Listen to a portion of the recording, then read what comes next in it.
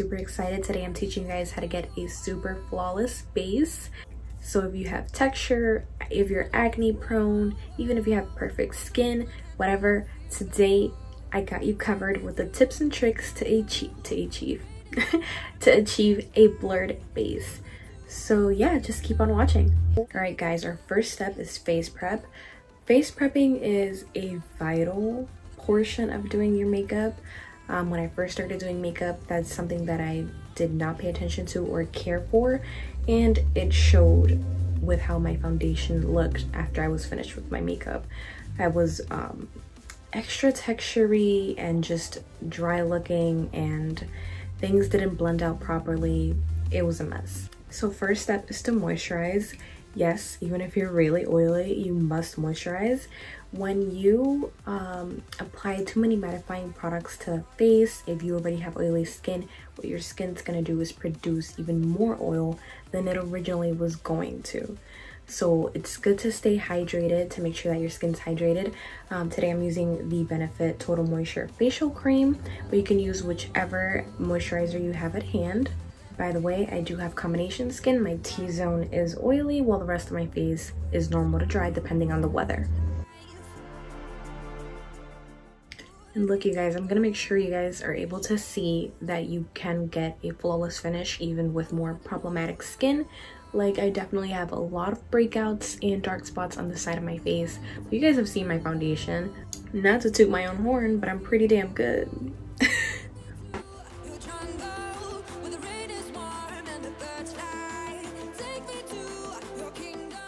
Alright you guys, so before we move on to primer, we just have to make sure to let that sink into the skin. So now onto primer. I used to be that person that used to think that primer never made a difference, but it actually does.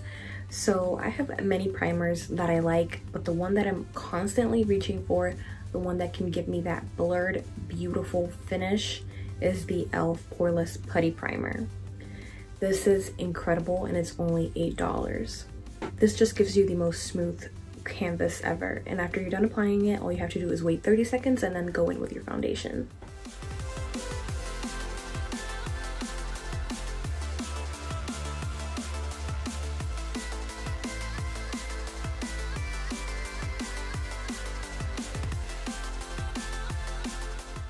Alright, so when you're first done applying this primer, you might look a little ghostly and it might be scary, but don't worry, that will disappear.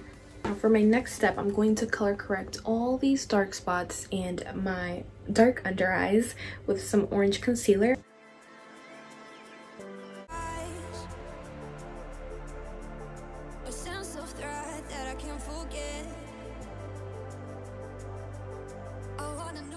I apologize for the noise in the background. So as you guys can see, I did apply that color corrector without blending any of it out. I just pretty much like packed it on there, and that's totally fine because as you blend out your foundation, you will be blending out the color corrector, and this way you get more coverage on your dark spots. So when it comes to foundations, I would say you can use whichever foundation you prefer, whichever one you like the most, whichever one you feel looks better on you. But my top 3 blurring foundations I would say are the Fenty Beauty Pro Filter Soft Matte Longwear Foundation. I absolutely love this foundation. It's my holy grail. Another one that looks absolutely beautiful on the skin is the Pat McGrath Lab Skin Fetish Sublime Perfection Foundation. This is divine. But the foundation we're going to be using today is a new favorite of mine, and that is the Too Faced Born This Way Matte Foundation. This gives you such a flawless, blurred, and perfect finish. I am obsessed. So we are going to start off with one pump, and we're going to start off in this area. Well, I'm starting off in this area because that's my most problematic area, so that's where I feel like I need the most coverage. You can also use a sponge or a brush, whatever you prefer, whatever you're more comfortable with.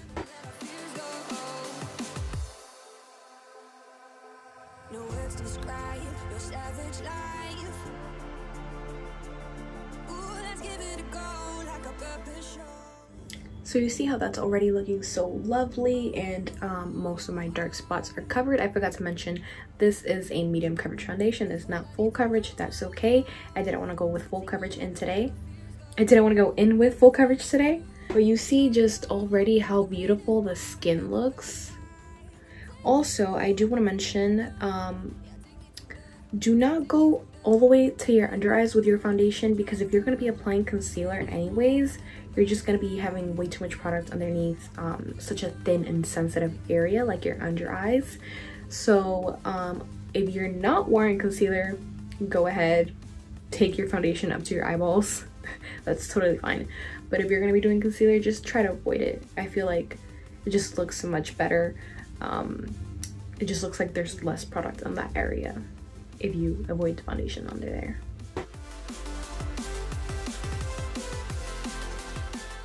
Okay, so we're fully done with that one pump, and my skin looks pretty good. I just have like 1 or 2 little marks, little pimples that I want extra coverage on.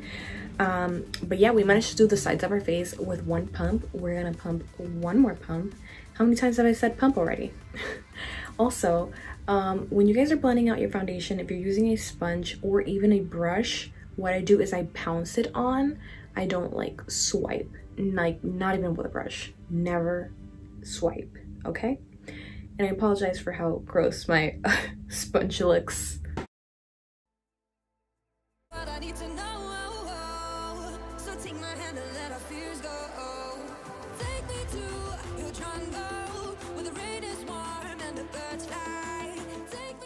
So we technically used one pump and half of another one. There were some things I did forget to mention. Your nose and your forehead and your smile lines are going to be the places you're going to want to use less product of, especially if you have oily skin. It'll be a mess later on in the day. So I really did not apply that much product on my nose or forehead, and I still got a pretty great finish.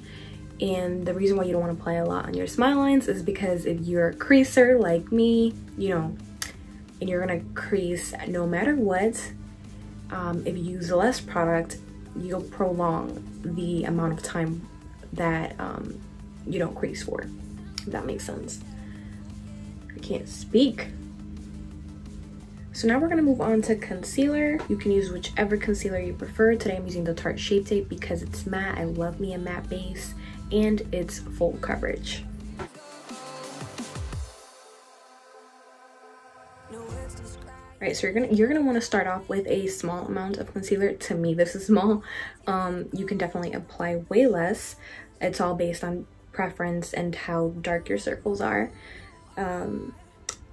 So I'm gonna start off with this much, and then if I have to build it up, I will do so. Also, don't be scared. Do be reminded that I do blend out my base products with a sponge, and sponges do soak up a lot of product. So me going in with what other people would consider a lot is actually not that bad, if that makes sense.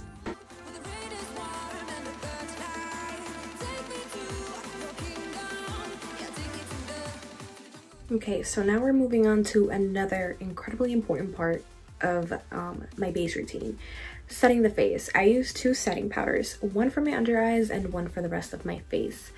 I would say invest in a high-end setting powder. I haven't had the luck of finding a affordable setting powder that looks good. In my opinion, the ones that I've tried always make me look dry and age my skin. There's so many setting powders that I really like, so if you guys want to see a video on the setting powders that I recommend, let me know.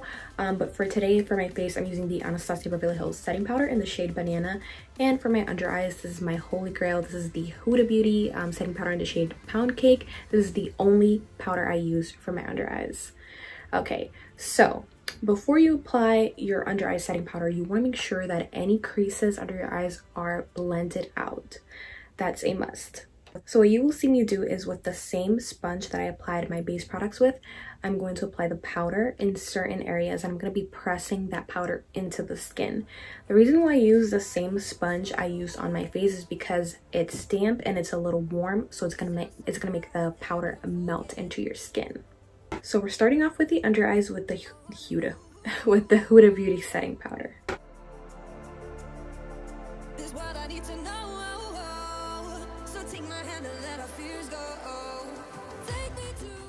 So now that under eye area is looking so much smoother, I forgot to mention that you do want to go in with a very light layer of powder, because if you go in with too much all at once, you can end up looking cakey or dry. Now I'm gonna set the rest of my face. I know for my people with drier skin tones that this might not be suitable for you, but there are powders out there that look really great and don't make you look extra dry. But yeah, I'm gonna be setting my entire face because I have an oily T-zone like I mentioned, and I just feel like my powders and everything else blend so much better on top of a completely set face.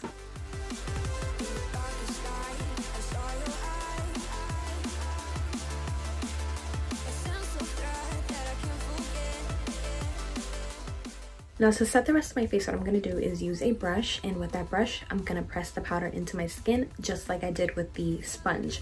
Also, I know that my face is looking a little lighter, but do not fear, the powder can do that sometimes, but it all comes together at the end after I apply all my other products.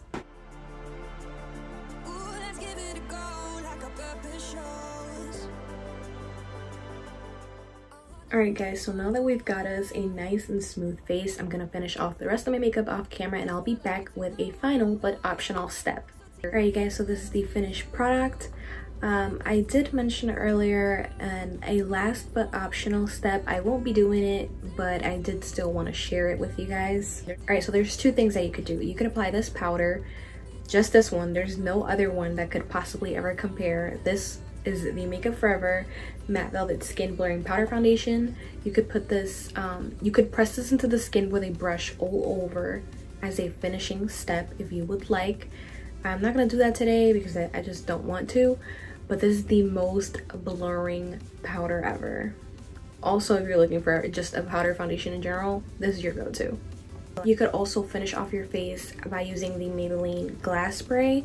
This thing right here will make your skin look flawless, like literal glass. I'm not gonna put it on today, but this is, it'll make your skin look so juicy.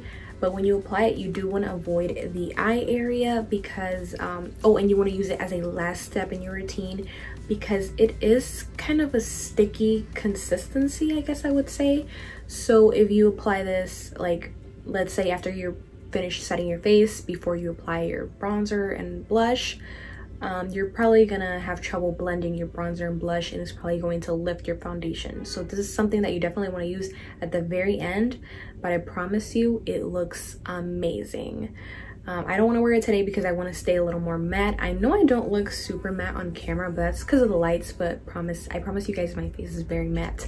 Alright, so one more thing I want to do before I go is I want to show you guys my face in natural lighting so you guys can see just how good my face looks. Alright you guys, so this is what my face is looking like in natural lighting. I wanted to come in natural lighting so you guys could see that I'm not lying. My skin really does look very blurred. I'm in love with the way my foundation came out today.